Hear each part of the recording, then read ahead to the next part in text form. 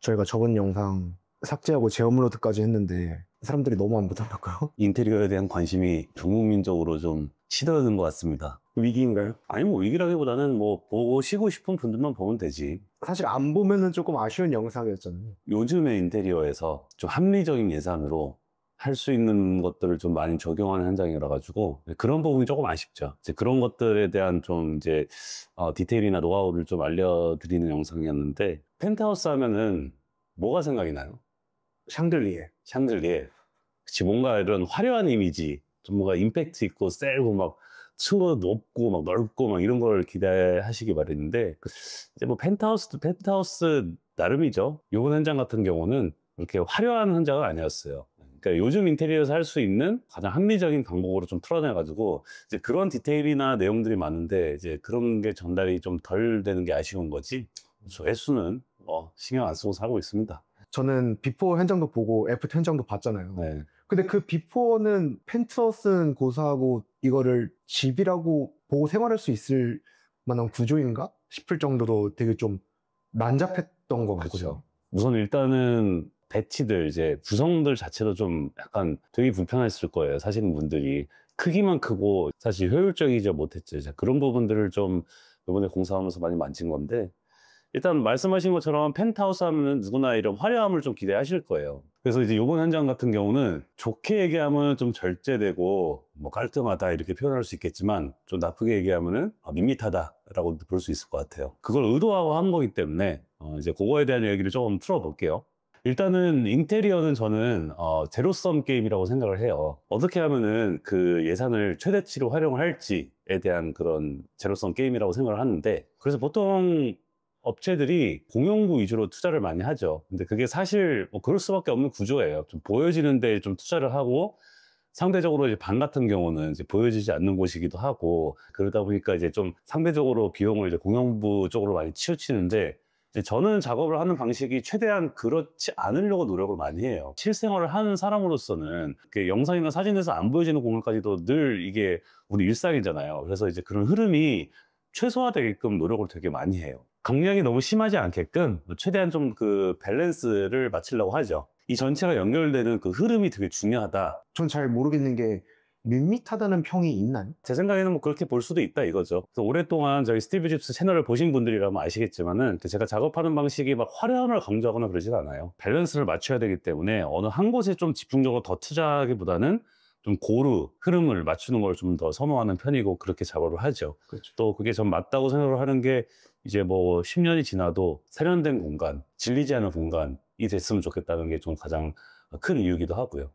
그래서 우리 옛날에 뭐 100년 전 작업들 보면은, 뭐 우리 꼬르비지 형님이나 이런 모더니즘을 대표하는 그런 거장들의 작업을 보면은 지금 봐도 정말 멋있죠. 깔끔하고. 그래서 그러한 걸 좀 지향합니다. 그래서 이제 이 집 같은 경우는 좀 질리지 않는 뉴트럴한 톤을 많이 사용했어요. 라이트 그레이를 주저색으로 사용을 해가지고 최대한 좀 둥근기가 빠진 그런 좀 짙은 그레이시한 우드를 포인트로 사용을 했어요.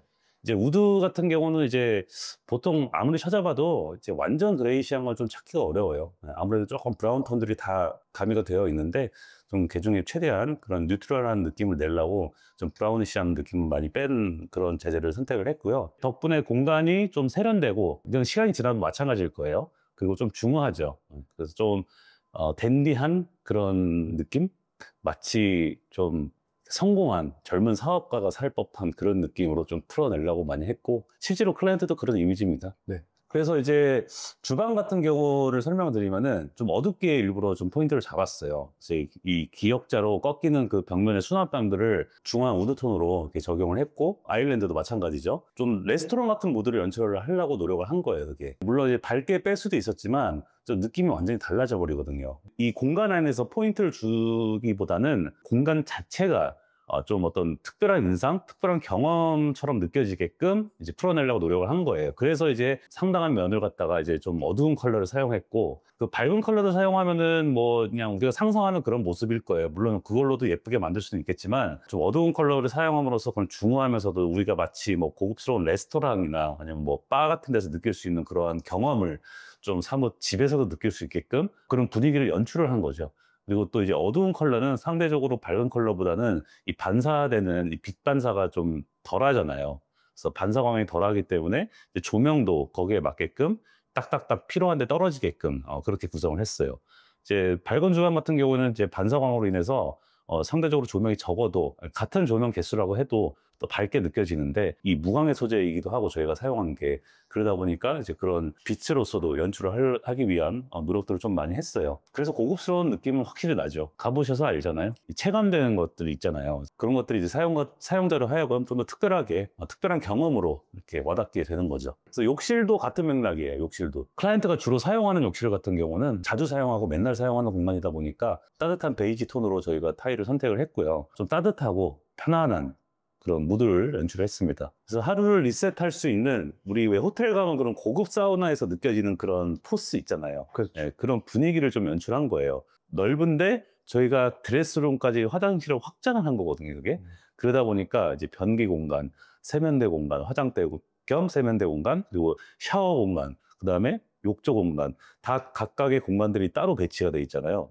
그러면서도 뭐 이게 좁은 욕실에서 우리 많이 쓰는 뭐 샤워부스 같은 거 이런 게 전혀 설치가 안 돼 있고, 이 조닝 자체가 워낙 넓어서 그런 게 없어도 이제 물이 튀지가 않는 구조로 이제 설계를 했기 때문에 고급스러운 사우나 같은 이미지죠. 그래서 실제로 이제 그런 것들을 좋아하시는 분이고, 이제 본인 관리나 이제 그런 꾸미는 걸 좋아하시는 분이기 때문에, 그 다음에 이제 욕실이라는 게 이제 본인 자체를 이제 하루의 시작과 끝을 이제 셋업하고 리셋시키는 그런 공간이거든요. 그런 사용성에 초점을 맞춰가지고 이제 구성을 했고, 반면에 공용욕실 같은 경우에는 이제 아무래도 상대적으로 안방욕실보다는 사용 빈도가 좀 줄어들 테니까, 왜냐하면 여기는 1인 거주잖아요. 그래서 이제 손님들이 주로 사용하는 공간이 되겠죠. 그래서 이제 주로 게스트가 사용하실 공간이다 보니까 공용욕실에는 좀 블랙톤으로 이런 과감하게 좀 특별한 경험을 연출하기 위해서 색상적으로도 좀 잘 안 쓰는 그런 타일을 사용했고요. 호텔 같은 무드를 연출을 하죠. 네. 왜냐하면 이런 일상적이지 않은 이런 경험들은 사실 호텔에서 다 받는 거거든요. 아니면 어떤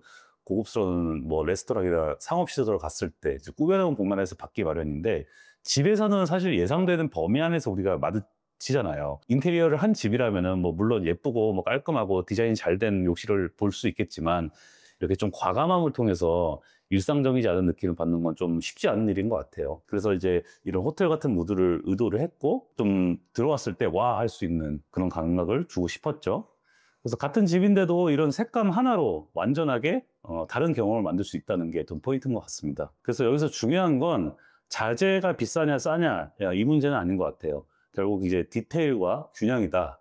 이게 되게 중요한 포인트인 것 같습니다. 반면에 이렇게 좀 세부적으로 들어갔을 때 경험들도 중요한데, 이게 또 밸런스를 유지하면서도 강약은 있어야 되잖아요. 그래서 이제 거실과 복도는 완전히 비워놨어요. 그래서 공간감을 활용한 좋은 예시인 것 같은데, 이제 긴 현관을 지나서 전면에 베란다, 통유리 창을 마주하게 됐는데, 일반적인 집에서 보기 힘든 구조예요. 왜냐하면 좀 바깥에 테라스가 있고 또 두 그루의 소나무가 또 예쁘게 씌워져 있거든요. 그래서 어두운 복도가 아니라 빛과 자연을 받아들이는 복도로 이제 일부러 더 비워두고 설계를 했고, 이제 처음에 복도 시작은 포유어 공간을 통해서 또 자연을 보고, 또 이제 복도 끝에는 테라스를 통해서 어떤 자연의 느낌을 또 받아들이고, 이제 이런 것들을 의도해가지고 일부러 이제 복도에는 군더더기가 없게끔 그냥 그 공간의 조형 자체가 느껴지게끔 비워서 설계를 했어요. 그래서 이런 구조를 통해서 오히려 날씨나 어떤 계절, 시간에 따라 달라지는 그 무드를 그대로 경험할 수 있다는 게 포인트인 것 같고요. 그게 영상으로 딱 보일지는 모르겠는데 복도에서 이렇게 거실까지 가는 게 좀 스토리가 있는 것 같은 느낌이 들더라고요. 네, 그런 걸 이제 연출을 한 거예요. 사실 이런 것들이 되게 별거 아닌 것 같은데, 사진 한 장보다 오히려 더 중요한 것 같아요, 이런 것들은. 네, 그래서 디자인 자체를 화면으로만 보여줄 수밖에 없다는 게 좀 되게 아쉬워요. 네. 그래서 이런 경험이나 체험이 되게 매일매일 새로울 거거든요, 질리지 않고. 그래서 낮에는 채광이 충분히 들고, 이제 밤에는 그 조명으로서 그 공간을 채우면서 재밌는 매일매일 어떤 다른 경험을 만들어 주려고 노력을 했고, 그리고 여기서 사용한 마그네틱 트랙라이트는 단순한 조명이 아니라, 물론 이제 야간에 빛을 밝혀주기 위함이기도 하지만은 그 빈 공간에 시선을 좀 확장시켜 줄 수 있는 어떤 그런 팁으로서, 어떤 조형적인 포인트로서 저희가 이제 넣은 거지, 단순히 예뻐서 뭐 단순히 빛을 밝히기 위해서만은 아니에요. 그래서 모든 게 다 이유가 있다. 그리고 또 저희가 이런 접근을 공연부 보여지는 데서만 사용한 게 아니라 방 안에까지도 다 갖고 들어갔어요. 단순하게 이제 3인치 조명으로 이제 방 안에 조명을 많이 구성을 하는데 이제 마그네틱 트랙 라이트를 방 안에까지 사용을 해가지고 그래서 그런 고급스러운 경험이 이제 방 안에서도 좀 충분히 이어지도록 했고요. 좀 선택과 집중을 했는데 기능적인 부분도 중요하잖아요. 거기가 생각보다 이제 수납이 되게 많이 필요로 하는 집이었거든요. 가지고 계신 게 원체 많더라고요. 옷도 엄청 많으시고 그래서 이제 드레스룸도 상당히 큰데 기타 뭐 스포츠웨어들 뭐 이렇게 뭐 취미 활동도 많이 하셔가지고 골프복이나 뭐 이제 겨울 스포츠들에 관련된 의류들부터 시작해서 다양한 게 많잖아요. 그래서 그런 것들이 또 복층에 올라가 있어요. 그래서 옷만 다 갖다 놔도 제 자취방 꽉 찰 것 같더라고요. 안 들어갈걸요?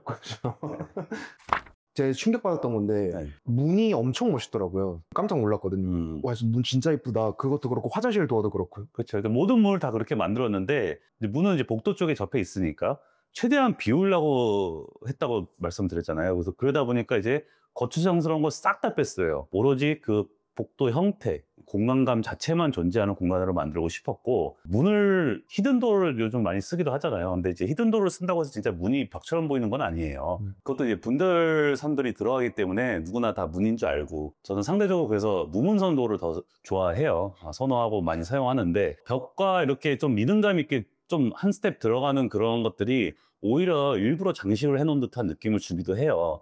그래서 이제 생각을 한 게 문손잡이를 달지 말자.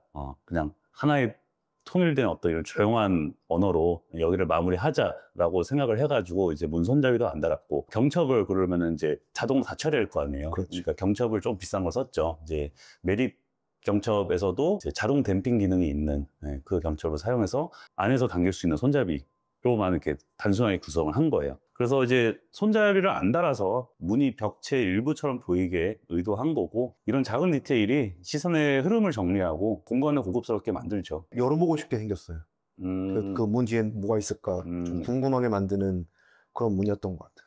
근데 또 진짜 숨은 문도 있었죠?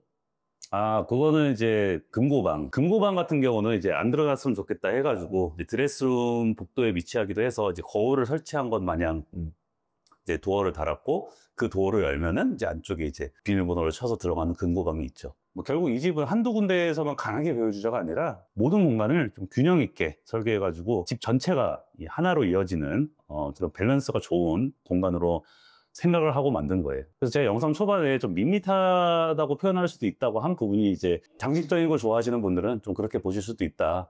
그래서 그렇게 얘기를 한 거고 처음에는 좀 화려하지 않아가지고 그렇게 느끼실 수도 있겠지만 저는 오히려 그게 오래가는 힘이라고 생각을 해요. 원래 장식적인 거 안 좋아하시잖아요.